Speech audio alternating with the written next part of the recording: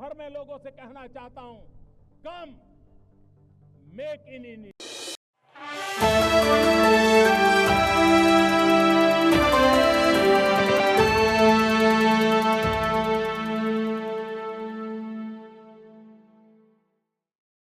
Rollout to the development of Swadeshi telecom equipment, India is proving the strength of indigenous innovation.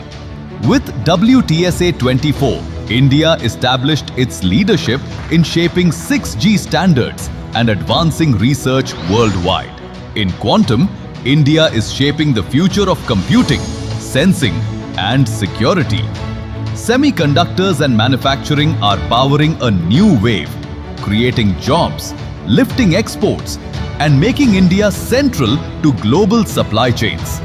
In cybersecurity, India has come up with the most innovative and effective initiatives like Sanchar Sathi, with which over 6 lakh lost and stolen mobile handsets were recovered. Using the AI tool ASTR, over 82 lakh fraudulent numbers were disconnected so far. Using financial fraud risk indicator, financial frauds worth more than 150 crore rupees were prevented in the last 3 months. This is Atmanirbhar Bharat in action, with self-reliance reducing import burden and powering India's emergence as a telecom technology leader for the world. A new generation of entrepreneurs is carrying this spirit forward. From bold founders to transformative ventures, India's startups are not just scaling up, they are creating technology for the world. We are connecting 6.5 lakh villages with the most affordable price and realizing the dream of an inclusive India. This journey finds its stage at the India Mobile Congress. Here, India's vision comes alive, where 400 plus tech giants, 900 thought leaders, and 1,500 plus use cases converge across 40,000 square meters of innovation. From advanced connectivity to artificial intelligence, from semiconductors to next generation manufacturing, from vibrant startups to frontier research. Every stride of India's progress is reflected here. Our startup program Aspire is nurturing 500 plus of the next generation of tech leaders and thousands of enthusiasts.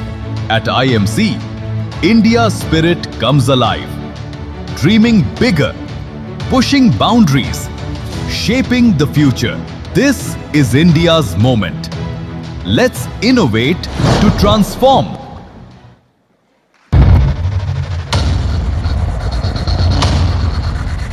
और अब प्रिय सज्जनों, इस film के माध्यम से भारत की बढ़ती हुई वैश्विक पहचान और प्रगति देखने के बाद अब आमंत्रित करते हैं इस पहचान और इस प्रगति के पीछे की दूरदृष्टि माननीय प्रधानमंत्री जी को। आप सभी की विशेष तालियों के बीच में उन्हें आमंत्रित करती हूँ। एक ऐसी शख्सियत जिनकी सोच में भविष्य की दिशा है और कर्म में भारत का उत्कर्ष। Ladies and gentlemen, the Honorable Prime Minister of India, Shri Narendra Modi ji, I request him to kindly address the congregation.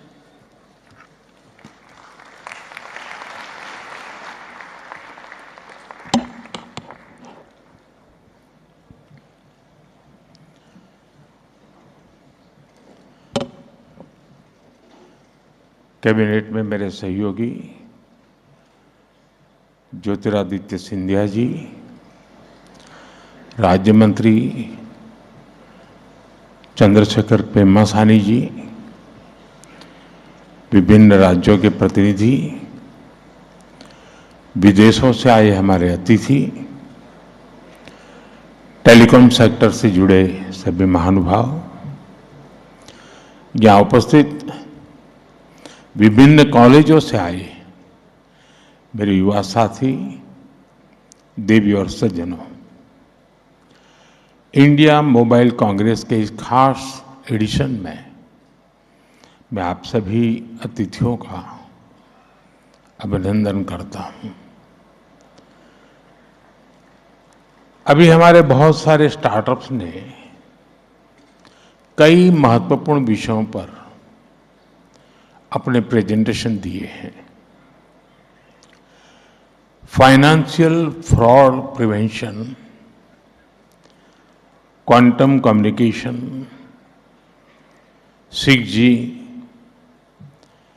Optical communication, semiconductors, ऐसे महत्वपूर्ण विषयों पर प्रेजेंटेशन को देखकर ये विश्वास गहरा होता है कि भारत का तकनीकी भविष्य सक्षम हाथों में है।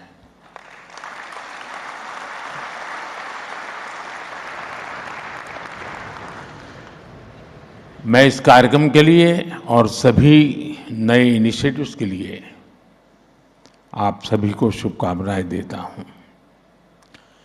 फ्रेंड्स, आईएमसी का ये आयोजन अब सिर्फ मोबाइल या टेलीकॉम तक सीमित नहीं रहा है। सिर्फ कुछ वर्षों में आईएमसी का ये इवेंट एशिया का सबसे बड़ा डिजिटल टेक्नोलॉजी फोरम बन गया है।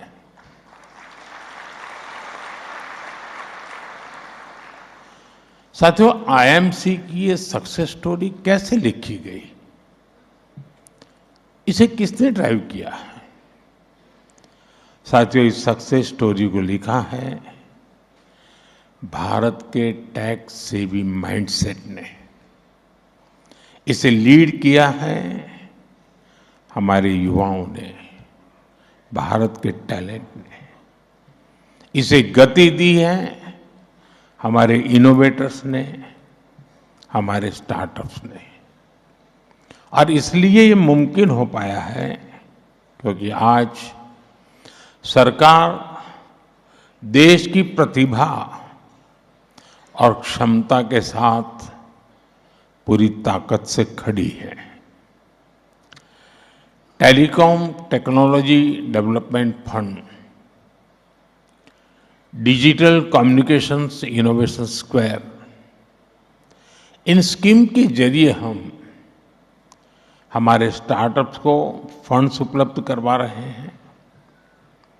5G, 6G, advance optical communications और टेराहर्ट्ज, इन टेक्नोलॉजीज में टेस्ट बेड्स के लिए सरकार फाइनेंस कर रही है ताकि हमारे स्टार्टअप्स अपने प्रोडक्ट्स बिल्ड कर पाए। हम स्टार्टअप्स और देश के प्रीमियर रिसर्च इंस्टीट्यूट्स के बीच पार्टनरशिप को फैसिलिटेट कर रहे हैं। आज सरकार की मदद से इंडियन इंडस्ट्री, स्टार्टअप्स और एकेडमिया कई क्षेत्रों में मिलकर काम कर रहे हैं। इंडिजीनियस टेक्नोलॉजीज का डेवलपमेंट और स्केलिंग हो, R&D के जरिए इंटेलेक्चुअल प्रॉपर्टी क्रिएट करना हो, ग्लोबल स्टैंडर्ड्स के डेवलपमेंट में कंट्रीब्यूट करना हो, भारत हर आयाम में आगे बढ़ रहा है। इन्हीं प्रयासों का परिणाम है कि आज भारत एक इफेक्टिव प्लेटफॉर्म बनकर उभरा है। साथियों, इंडिया मोबाइल कांग्रेस और टेलीकॉम सेक्टर में भारत की सफलता आत्मनिर्भर भारत के विजन की ताकत को बताता है। आप याद करिए, मैंने जब मेक इन इंडिया की बात कही थी तो कुछ लोग कैसे इसका मजाक उड़ाते थे। शक संदेह में जीने वाले लोग कहते थे कि भारत टेक्नोलॉजिकली एडवांस चीजें कैसे बनाएगा, क्योंकि उनके दौर में नई टेक्नोलॉजी को भारत तक आने में कई दशक लग जाते थे। देश ने उसका जवाब दिया। जो देश कभी 2G को लेकर स्ट्रगल करता था, आज उसी देश के लगभग हर जिले में 5G पहुंच चुका है।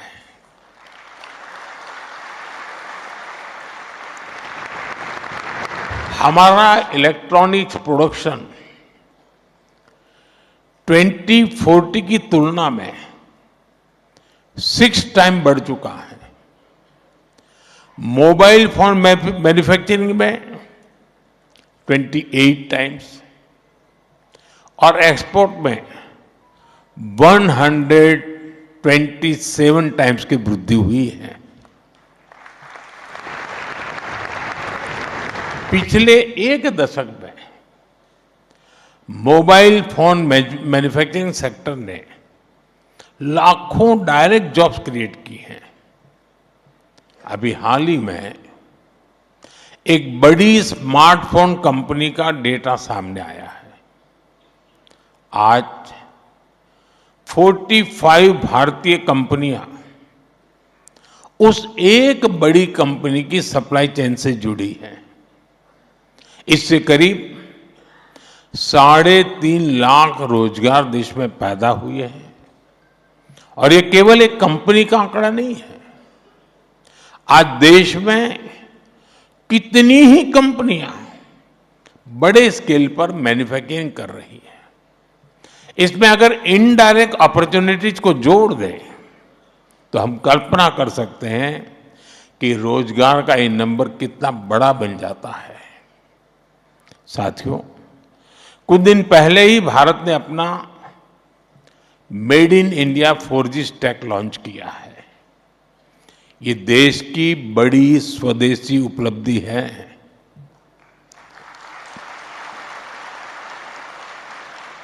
अब भारत दुनिया के उन 5 देशों की लिस्ट में आ गया है जिनके पास ये सामर्थ्य है।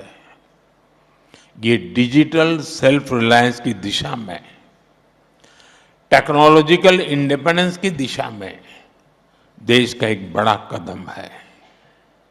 Indigenous 4G and 5G stack के जरिए हम न केवल सीमलेस कनेक्टिविटी को सुनिश्चित कर पाएंगे, बल्कि देशवासियों को तेज इंटरनेट और रिलायबल सर्विसेज भी दे पाएंगे। इसी मकसद से जिस दिन हमने अपना made in India 4G stack launch किया, उसी दिन देश में एक साथ करीब 1 लाख 4G टावर्स को भी एक्टिव किया गया।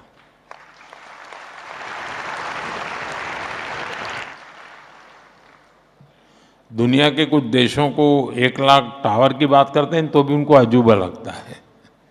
ये आंकड़े बहुत बड़े लगते हैं लोगों को। इसके कारण एक साथ 2 करोड़ से ज्यादा लोग देश की डिजिटल मूवमेंट का हिस्सा बने हैं। इसमें कई ऐसे इलाके थे जो रिमोट एरिया में थे, जो डिजिटल कनेक्टिविटी में पीछे छूट गए थे। अब ऐसे सभी क्षेत्रों में इंटरनेट कनेक्टिविटी पहुंची है। साथियों, भारत के made in India 4G stack की एक और विशेषता है। हमारा 4G स्टैक एक्सपोर्ट रेडी भी है। यानी ये भारत की बिजनेस आउटरीच का माध्यम भी बनेगा। इससे 2030 के भारत यानी भारत 6G विजन को पूरा करने में भी मदद मिलेगी। साथियों, 10 सालों में भारत की टेक्नोलॉजी रिवॉल्यूशन बहुत तेजी से आगे बढ़ी है और स्पीड और स्केल को मैच करने के लिए बहुत लंबे समय से एक मजबूत लीगल और मॉडर्न पॉलिसी फाउंडेशन की जरूरत महसूस हो रही थी। हमने इसके लिए टेलीकम्युनिकेशंस एक्ट बनाया। इस कानून ने द इंडियन टेलीग्राफ एक्ट और the Indian wireless telegraph act, उन दोनों को रिप्लेस किया। ये कानून तब के थे जब यहां बैठे हम आप जैसे किसी व्यक्ति का जन्म भी नहीं हुआ था, और इसलिए पॉलिसी लेवल पर जरूरत थी कि हम 21वीं सदी की अप्रोच के हिसाब से एक नई व्यवस्था बनाएं, और हमने वही किया है। ये नया कानून रेगुलेटर नहीं, बल्कि एक फैसिलिटेटर की तरह काम करता है। अब अप्रूवल्स आसान हुए हैं, राइट ऑफ वे परमिशन जल्दी मिलती है, इसका परिणाम भी दिख रहा है। फाइबर और टावर नेटवर्क का विस्तार तेजी से हो रहा है, इससे ईज ऑफ डूइंग बिजनेस बढ़ी है, इन्वेस्टमेंट को एनकरेज किया जा रहा है, और उद्योगों को लॉन्ग टर्म प्लानिंग में सुविधा हुई है। साथियों, आज हम देश में साइबर सिक्योरिटी को भी उतनी ही प्राथमिकता दे रहे हैं।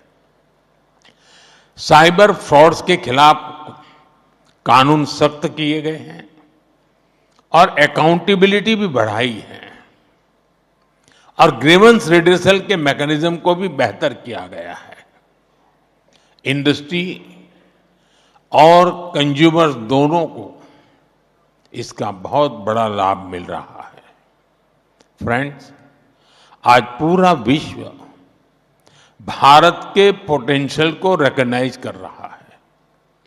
दुनिया का दूसरा सबसे बड़ा टेलीकॉम मार्केट हमारे पास है, दूसरा सबसे बड़ा 5G मार्केट यहां है, और मार्केट के साथ ही हमारे पास मैन पावर भी है, मोबिलिटी भी है और माइंडसेट भी है।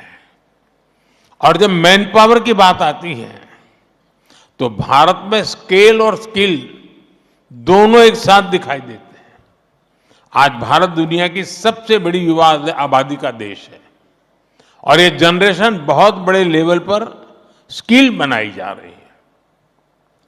भारत आज दुनिया में सबसे तेजी से बढ़ती डेवलपर पॉपुलेशन वाला देश है।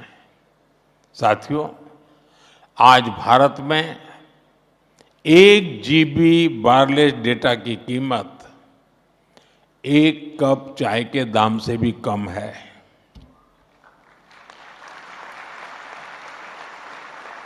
चाय का उदाहरण देना मेरी आदत है।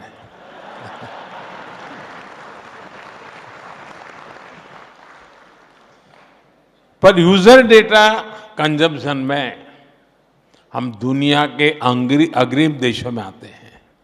इसका अर्थ है कि भारत में डिजिटल कनेक्टिविटी अब कोई प्रिविलेज या लग्जरी नहीं है, ये भारतीयों के जीवन का एक अटूट हिस्सा है। साथियों, इंडस्ट्री और इन्वेस्टमेंट को बढ़ाने के माइंडसेट में भी भारत सबसे आगे दिखता है। भारत का डेमोक्रेटिक सेटअप, सरकार की वेलकमिंग अप्रोच और ईज ऑफ डूइंग बिजनेस की पॉलिसीज, इनसे भारत की पहचान एक इन्वेस्टर फ्रेंडली डेस्टिनेशन के रूप में बनी है। डिजिटल पब्लिक इंफ्रास्ट्रक्चर में हमारी सक्सेस इस बात का प्रमाण है कि सरकार डिजिटल फर्स्ट माइंडसेट से किस तरह से जुड़ी हुई है। इसलिए मैं पूरे विश्वास से कहता हूं, this is the best time to invest, innovate and make in India.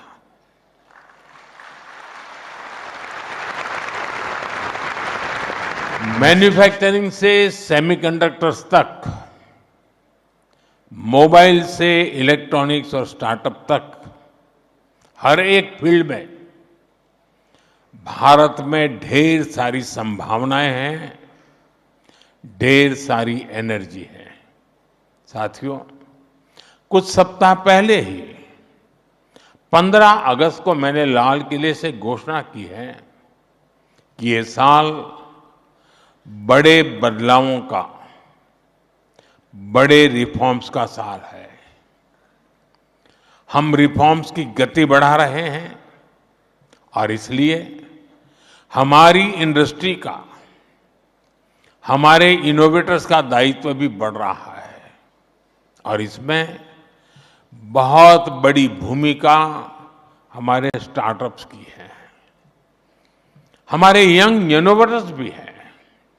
अपनी स्पीड से, अपनी रिस्क टेकिंग एबिलिटी से स्टार्टअप्स नए रास्ते, नए अवसर बना रहे हैं और इसलिए मुझे देखकर खुशी है कि आईएमसी ने भी इस साल 500 से ज्यादा स्टार्टअप्स को बुलाकर उन्हें इन्वेस्टर्स और ग्लोबल मेंटर्स के साथ जुड़ने का मौका दिया है। साथियों, इस सेक्टर की ग्रोथ में हमारे एस्टैब्लिश्ड प्लेयर्स का रोल लगातार बढ़ रहा है। ये प्लेयर्स देश की इकोनॉमी को आगे बढ़ाने के लिए स्टेबिलिटी, स्केल और डायरेक्शन देते हैं। उनके पास रिसर्च और डेवलपमेंट की कैपेबिलिटीज हैं और इसलिए हमें स्टार्टअप की स्पीड और एस्टैब्लिश्ड प्लेयर्स की स्केल दोनों से पावर मिलेगी। साथियों, हमारी इंडस्ट्री से जुड़े ऐसे कई विषय हैं जिन पर स्टार्टअप्स के युवा, हमारी academia, research institute, research community और पॉलिसी मेकर्स सबको मिलकर के काम करने की जरूरत है। आईएमसी जैसा प्लेटफॉर्म ऐसे संवाद शुरू करने में उपयोगी हो तो शायद लाभ हमारा अनेक गुना बढ़ जाएगा। साथियों, हमें देखना होगा कि ग्लोबल सप्लाई चेन में कहाँ रुकावटें आ रही हैं। मोबाइल, टेलीकॉम, इलेक्ट्रॉनिक्स और पूरे टेक्नोलॉजी इकोसिस्टम में जहां भी ग्लोबल बॉटलनेक्स हैं, वहां भारत के पास दुनिया को सॉल्यूशन देने का मौका है। उदाहरण के लिए हमने पहचान की सेमीकंडक्टर मैन्युफैक्चरिंग की कैपेसिटी अब कुछ गिने चुने देशों तक सीमित थी और पूरी दुनिया डाइवर्सिफिकेशन चाहती थी। आज भारत ने इस दिशा में महत्वपूर्ण कदम उठाया है। भारत में 10 सेमीकंडक्टर मैन्युफैक्चरिंग यूनिट्स पर काम हो रहा है।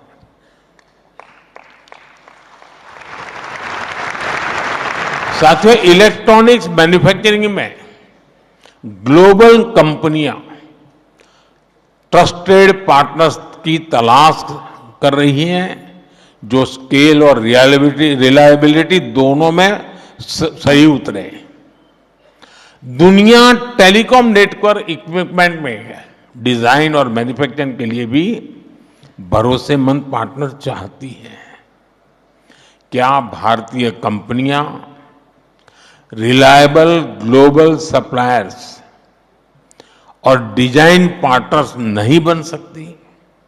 साथियों, मोबाइल मैन्युफैक्चरिंग में चिप सेट्स और बैटरियों से लेकर डिस्प्लेज और सेंसर्स तक ये काम देश के भीतर और ज्यादा होने की जरूरत है। दुनिया पहले से कहीं ज्यादा डेटा जनरेट कर रही है, इसलिए स्टोरेज, सिक्योरिटी और सॉवरेनिटी जैसे सवाल बहुत महत्वपूर्ण हो जाएंगे।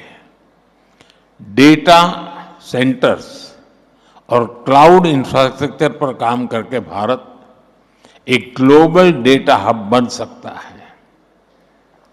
साथियों, मुझे आशा है कि आने वाले सेशन में हम इसी अप्रोच को, इसी टारगेट को लेकर आगे बढ़ेंगे। एक बार फिर आईएमसी के इस पूरे कार्यक्रम के लिए आप सभी को मेरी ढेर सारी शुभकामनाएं हैं। आप सबका बहुत बहुत धन्यवाद। Thank you.